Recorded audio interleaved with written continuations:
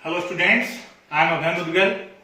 Once again I am here in front of you with the tense. In previous class we discussed about present simple tense. In today's class we are discussing about present continuous tense. आज की class में हम present continuous tense के बारे में discussion करेंगे. सबसे पहली बात तो है कि जैसा प्रेजेंट सिंपल में आपको बताया था कि आपके पास में इंग्लिश का ही सेंटेंस होगा और उस इंग्लिश के सेंटेंस में जो एडवर्ब दी हुई होंगी उन एडवर्ब के आधार पर आपको सेंटेंस को पहचानना है और उसको पूरा तैयार करना है. उसी क्रम में प्रेजेंट कंटिन्यूअस टेंस में लेकर के आया हूं. तो आपको ये ध्यान रखना है जहां भी कंटिन्यूअस आ जाएगा, कंटिन्यू जो हो जाएगा, वहां पर हमेशा चाहे वो टेंस कोई सा भी हो, वर्ब फर्स्ट फॉर्म के अंदर आईएनजी हमें लगाना पड़ता है. क्यों? क्योंकि वहां पर वो टेंस हमें किसी भी काम को जारी रहने के बारे में बताता है, मतलब वो काम लगातार उसमें चलता रहता है. हिंदी पहचान की हम बात करें तो हिंदी पहचान की बात करें तो वहां पर जो भी हमारा हिंदी सेंटेंस होता है उस हिंदी सेंटेंस के अंत में रहा है, रही है, रहे हैं, रहा हूं आदि शब्द दिए हुए होते हैं. ये बेसिक नॉलेज के लिए है, लेकिन जब भी हम 9th और 10th के बारे में बात करते हैं तो ऐसा कुछ भी हमें एग्जाम में दिया हुआ नहीं होता है. अब बात करते हैं इस टेंस की हेल्पिंग वर्ब की. इस टेंस की हेल्पिंग वर्ब के बारे में बात करेंगे तो हेल्पिंग वर्ब के रूप में यहां पर इज, एम, आर का यूज होता है. हेल्पिंग वर्ब के रूप में आपको यूज करना है इज, एम, आर का. जब इज, एम, आर के बारे में बात करेंगे तो आपको ये पता होना चाहिए कि जो इज है, इज हमेशा लगेगा ही, शी, इट या फिर जो भी हमारे पास नाम आएगा उस नाम के साथ में हमें इज लगाना है और नेम कैसा होगा? सिंगुलर. सिंगुलर नेम हमारे पास में होगा. जो एम है ये एम हमेशा अकेले आई के लिए ही काम में आएगा. जो भी हमें हमारा सब्जेक्ट भी आई है तो उस आई के साथ में हमेशा हम एम का यूज करेंगे. और रही बात आर की तो आर का यूज आपका यू, वी, दे और जितने भी प्लूरल होते हैं उन प्लूरल के साथ में आर का यूज होता है. ऐसे में जब मेन वर्ब के बारे में हम बात करते हैं तो मेन वर्ब के बारे में जब भी बताएंगे तो आपको ये ध्यान रखना है कि वहां पर वर्ब फर्स्ट फॉर्म का यूज होता है और आईएनजी वहां पर लगाया जाता है. आईएनजी लगने के कारण वो वर्ब हमेशा कंटिन्यूटी के अंदर आ जाती है, मतलब वो कार्य वहां पर प्रोग्रेस में चल रहा है. ऐसे में अब हम कैसे पता लगाएं कि यहां पर जो सेंटेंस है वो प्रेजेंट सिंपल का है या प्रेजेंट कंटिन्यूअस का है? तो उनके लिए हमें एडवर्ब दी हुई होती हैं और जो एडवर्ब होती हैं वो अधिकतर हमारे पास सेंटेंस के लास्ट में आती हैं. इस टेंस की जो मुख्य एडवर्ब होती हैं वो है हमारे पास now, nowadays, these days, at this time, at this moment, today, currently, at present, still, this. अब दिस के साथ में मॉर्निंग हो सकता है, वीक हो सकता है, मंथ हो सकता है, ईयर हो सकता है.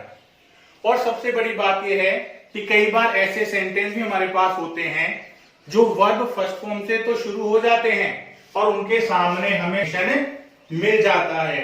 जब साइन ऑफ एक्सक्लेमेशन हमें मिल जाएगा और उसके बाद भी यदि वाक्य चालू है तो उस परिस्थिति में हम लोग वहां पर इज, एम, आर का प्रयोग आगे वाले वाक्य में करते हैं. अब हम कुछ एग्जाम्पल डिस्कस करते हैं जिसके आधार पर हम ये पता लगा सकें कि किस प्रकार से हम सेंटेंसेस को भरते हैं.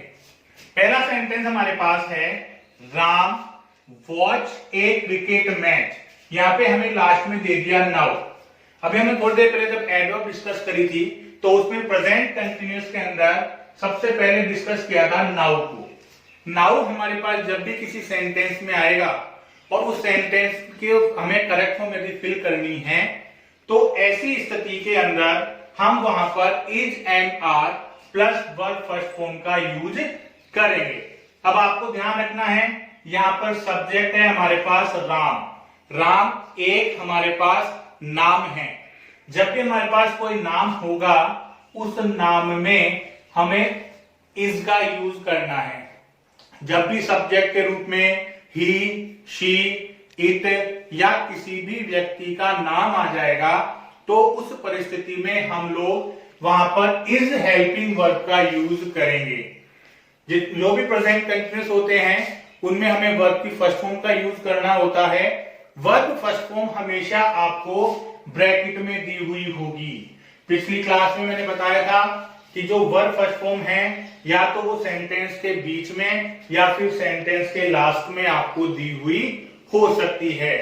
यहां पर दिया हुआ है हमें वर्ब फर्स्ट फॉर्म के रूप में वॉच, और कंटिन्यूअस के कारण जैसे नाउ हमारे पास में आ गया, उस स्थिति में हम वर्ब फर्स्ट फॉर्म में आईएनजी जोड़ देते हैं। तो ये बन जाएगा Ram is watching A cricket match now. ये ध्यान रखना है, जब भी आपके पास नाउ आ जाएगा तो उस परिस्थिति में आपको वहां पर इज एम आर का यूज करना है और वर्ब फर्स्ट फॉर्म में आईएनजी लगा देना है।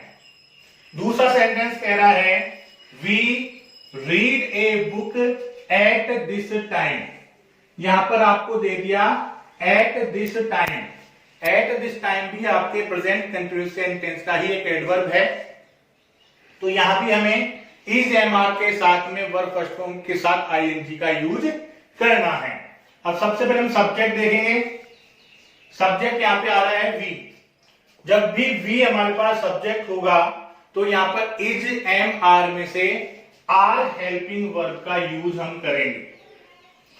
जैसे पहले के सेंटेंस की तरह रीड, वो वर्ब फर्स्ट फॉर्म है, वो ब्रैकेट में हमें दी हुई है और जो भी इज एम आर होते हैं उनके साथ हमेशा वर्ब फर्स्ट फॉर्म आएगा और उस वर्ब फर्स्ट फॉर्म में हम आईएनजी जोड़ देंगे जिससे कि वो सेंटेंस हमारा प्रेजेंट कंटिन्यूअस का हो जाएगा। तीसरा सेंटेंस कह रहा है आई राइट ए ड्रामा करंटली। यहां पर आपके सामने करंटली आ गया। करंटली भी हमारे पास में प्रेजेंट कंटिन्यूअस टेंस की एक एडवर्ब होती है। तो ऐसी स्थिति में सब्जेक्ट कौन आ गया हमारे पास? सब्जेक्ट आ गया आई।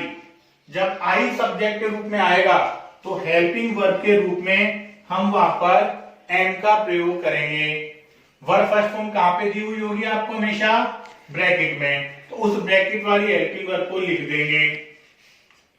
अब यहां पर हमें आईएनजी जोड़ना है, तो ऐसी स्थिति में ई को हटा देते हैं और आईएनजी जोड़ देते हैं, क्योंकि आई और ई दोनों ही स्वरों का बड़ी ई की मात्रा के रूप में या ई की मात्रा के रूप में काम में लिया जाता है। तो ऐसी परिस्थिति में जब किसी वर्ग के अंत में ई हो और उसमें हमें आईएनजी जोड़ना हो तो वहां पर ई को हटा देते हैं और ये बन जाएगा आपका I am writing a drama currently. चौथा सेंटेंस कह रहा है ही स्टिल वीक। यहां पे आ गया अपने पास स्टिल। स्टिल जब भी आएगा, स्टिल हमारे लिए प्रेजेंट कंटिन्यूअस का सूचक है। तो ऐसी परिस्थिति में ही दिया हुआ है, ही के साथ में हेल्पिंग वर्ब अपन लगा देंगे इज। अब जो स्टिल है ये हमारी एडवर्ब हो गई। इज एम आर के साथ हमेशा वर्ब फर्स्ट फॉर्म आती है। वर्ब फर्स्ट फॉर्म होती है हमारे पास ब्रैकेट में। तो ऐसी स्थिति में पांचवा सेंटेंस हमारे पास है मोहन प्ले चेस नाउ अ डेज। अब नाउ अ डेज भी जब भी हमारे पास में आएगा तो ये हमारे पास प्रेजेंट कंटिन्यूअस सेंटेंस का एडवर्ब होगा। जब ऐसी स्थिति हमारे सामने बन जाएगी तो वही हमें क्या करना है? हेल्पिंग वर्ब के रूप में इज एम आर का प्रयोग करना है। जब इज एम आर का प्रयोग करेंगे तो सब्जेक्ट हमारे पास है मोहन। मोहन एक नाम है, नाम के साथ में हमेशा लग जाएगा अपने पास इज। तो Mohan is. Verb first form हमें चाहिए। वर्ब फर्स्ट फॉर्म हमेशा हमें दी हुई होगी वर्ब ब्रैकेट में, और जब भी इज एम आर का हम यूज करेंगे उसके साथ आईएनजी जुड़ जाएगा। और बन जाएगा Mohan is playing chess now a day. छठा क्वेश्चन है, छठा सेंटेंस हमारे पास इंट्रोगेटिव सेंटेंस का है। इसकी शुरुआत हो गई व्हाट से। यू हमारा जो सब्जेक्ट है वो हमें पहले बीच में मिल गया, तो इस कंडीशन में आपको ये ध्यान रखना है, सबसे पहले पता लगाना है कि ये सेंटेंस कौन से टेंस का है, और वो पता चलेगा हमें वाक्य के अंत में आए हुए शब्द से। यहाँ पे क्या दिया हुआ है अपने को, दीज डेज, और दीज डेज हमारा प्रेजेंट कंटिन्यूअस सेंटेंस की एडवर्ब में होता है। अब जब हमारे पास व्हाट से सेंटेंस शुरू हो गया, लास्ट में हमारे पास क्वेश्चन मार्क आ गया, तो उस परिस्थिति में आपको ये ध्यान रखना है जो भी हेल्पिंग वर्ब है वो हमेशा सब्जेक्ट से पहले आ जाएगी। यहाँ पर सब्जेक्ट के रूप में हमें दिया हुआ है यू, तो यू से पहले हेल्पिंग वर्ब के रूप में काम आ जाएगा हमारा आर, तो बन जाएगा व्हाट आर यू। डू हमें दिया हुआ है, दीज डेज के कारण क्या कर देंगे, जो वर्ब फर्स्ट फॉर्म दी हुई है उसमें आईएनजी जोड़ देंगे, और ये बन जाएगा what are you doing these days. Next sentence भी हमारे पास इंट्रोगेटिव सेंटेंस का है, तो ये कह रहा है she go to school at present. At present जो भी वर्ड है, एट प्रेजेंट हमारे पास में क्या है, एक एडवर्ब है जो प्रेजेंट कंटिन्यूअस टेंस को बताती है। अब ये सेंटेंस भी इंट्रोगेटिव है, दो ब्लैंक हमारे को दे दिए, एक सब्जेक्ट से पहले एक सब्जेक्ट के बाद में, और वाक्य के अंत में आ गया क्वेश्चन मार्क। तो ऐसी स्थिति में आपको ये ध्यान रखना है कि जो भी हेल्पिंग वर्ब होगी वो सब्जेक्ट से पहले आ जाएगी। अब सब्जेक्ट से शी है तो यहां पे लग जाएगा is, verb first form bracket में है तो गो, और कंटिन्यूअस के कारण क्या जोड़ देंगे, आईएनजी। तो is she going to school at present. Next sentence कह रहा है many foreign birds come to India this month. जब भी दिस के साथ मंथ, वीक, ईयर लगा हुआ होगा तो वो सेंटेंस हमारे प्रेजेंट कंटिन्यूअस में काम में आएंगे। तो ऐसी परिस्थिति में आपको ये ध्यान रखना है कि यहाँ पे मैनी आ रहा है हमारे पास, जब भी हमारे पास मैनी आएगा तो उस परिस्थिति में सेंटेंस हमारे पास जो भी नाउन होगी वो प्लूरल होगी, और प्लूरल के साथ में हम हमेशा काम में लेंगे आर। कम है तो क्या बन जाएगा, कमिंग, तो ये बन जाएगा many foreign birds are coming to India this month. Last sentence कह रहा है लुक इट रेन नाउ। यहां पे जो सेंटेंस है वो हमारे पास वर्ब फर्स्ट फॉर्म से शुरू हो गया है। जब सेंटेंस हमारे पास वर्ब फर्स्ट फॉर्म से शुरू होता है और उसके साथ यदि साइन ऑफ एक्सक्लेमेशन लगा हुआ आ जाता है, तो उसके आगे यदि सेंटेंस शुरू है या उसके आगे भी वाक्य हमारा जारी रहता है तो हम वहां पर इज एम आर का यूज करेंगे। यहां पर सब्जेक्ट के रूप में हमें दिया हुआ है इट, और इट के साथ में काम आता है इज, वर्ब है रेन, और इसमें जोड़ देंगे अपन आईएनजी, तो ये बन जाएगा इट इज रेनिंग। तो ये हमारा प्रेजेंट कंटिन्यूअस टेंस के एग्जांपल्स हो गए। आज हमने आपको प्रेजेंट कंटिन्यूअस टेंस के इंग्लिश सेंटेंस को पहचानना और उनकी करेक्ट फॉर्म किस प्रकार से हम फिल कर सकते हैं ये बताया है। आपको इनकी प्रैक्टिस करनी है, और भी कोई इसके रिगार्डिंग कोई प्रॉब्लम हो तो आप हमें पूछ सकते हैं। धन्यवाद।